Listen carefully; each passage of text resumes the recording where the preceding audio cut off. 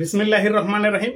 সম্মানিত সৌদি প্রবাসীরা ও দেশবাসী, আসসালামু আলাইকুম ওয়া রাহমাতুল্লাহি ওয়া বারাকাতুহু। আমি তুফাইল আহমেদ সৌদি আরব থেকে আবারও সৌদি আরবে বসবাসরত সৌদি প্রবাসীদের নিয়ে এবং বাংলাদেশে থাকা আমাদের সকল বাংলাদেশিদের নিয়ে আজকের এই গুরুত্বপূর্ণ আরও একটি ভিডিওতে।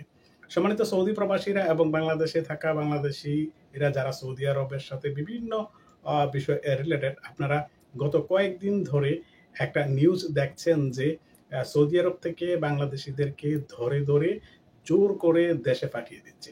বৈধ অবৈধ যাচাই করছে না, যাকে যেখানে পাচ্ছে সেখান থেকে ধরে আইনশৃঙ্খলা বাহিনী পাঠিয়ে দিয়েছে।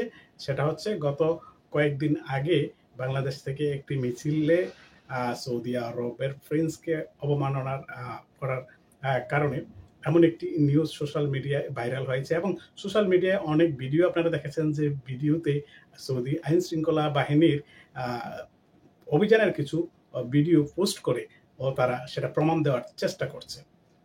আসলে কি সত্য যে সৌদি আরব থেকে বাংলাদেশিদেরকে ধরে ধরে দেশে পাঠিয়ে দিচ্ছে? আসলে সেটা ভুল তথ্য। কারণ সৌদি আরবে রেগুলার যে অবৈধদের ধরপাক এবং তাদের আইন শৃঙ্খলা পরিস্থিতি নিয়ন্ত্রণের জন্য যে সকল অভিযানগুলো তারা পরিচালিত করে থাকে সেটি তারা নিয়মিত করছে।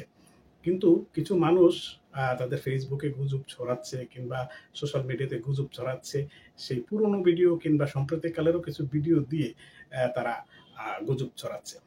আপনারা আমার চ্যানেলে অথবা যারা সৌদি বিষয়ক তথ্য দিয়ে থাকে তারা দেখবেন যে প্রতি রবিবার অথবা সোমবারের দিকে তারা প্রতি সপ্তাহের সৌদি আরবের আইন শৃঙ্খলা বাহিনীর অভিযানের চিত্রগুলো তুলে ধরে এবং সেখানে কতজন গ্রেপ্তার হয়েছে এবং কি কারণে গ্রেপ্তার হয়েছে, কোন দেশি, সেগুলো উল্লেখ করে তারা একটা প্রতিবেদন প্রকাশ করে।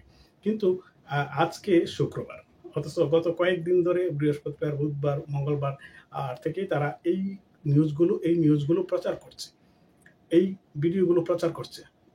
তাহলে তারা এগুলো কোথায় পেল? সৌদি আরবের কোনো গ্রহণযোগ্য মিডিয়া কিংবা পত্রিকা কিন্তু এমন নিউজ তারা কোথাও প্রকাশ করেনি। তাহলে তারা এগুলো কোথায় থেকে পাচ্ছে? এগুলো সম্পূর্ণ গুজব, ভিত্তিহীন।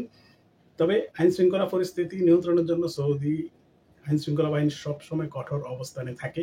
তাই যারা অবৈধ আছেন কিংবা ফ্রি ভিসায় আছেন, বাইরে ঘোরাফেরা করেন, সতর্কতার সাথে করবেন। যেটা আমি প্রতিটা ভিডিওতে বলি যে আপনার আকামা থাকলেও আপনি অবৈধ যদি আপনি কফিলের কাজ না করেন, অন্য মালিকের কাজ করেন, কিংবা আকামা থাকলেও আপনি অবৈধ যদি আপনি অপ্রয়োজনে কোনো কারণ দর্শানো ছাড়া কোথাও যদি আপনাকে গ্রেপ্তার করতে পারে, সেখানে যদি আপনি সঠিক কারণ না বলতে পারেন, সেখান থেকেও আপনাকে গ্রেপ্তার করে নিয়ে যেতে পারে।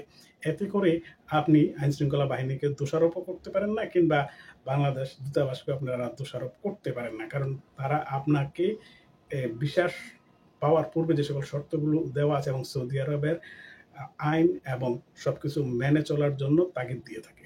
তাই অযথা গুজবে কান দেবেন না। ইনশাআল্লাহ রবিবার অথবা সোমবারে গত এক সপ্তাহে কতজন গ্রেপ্তার হয়েছে, কি কারণে গ্রেপ্তার হয়েছে, সেই তথ্য প্রতি সপ্তাহের মতো আমি আবার আপনাদের সামনে তুলে ধরবো।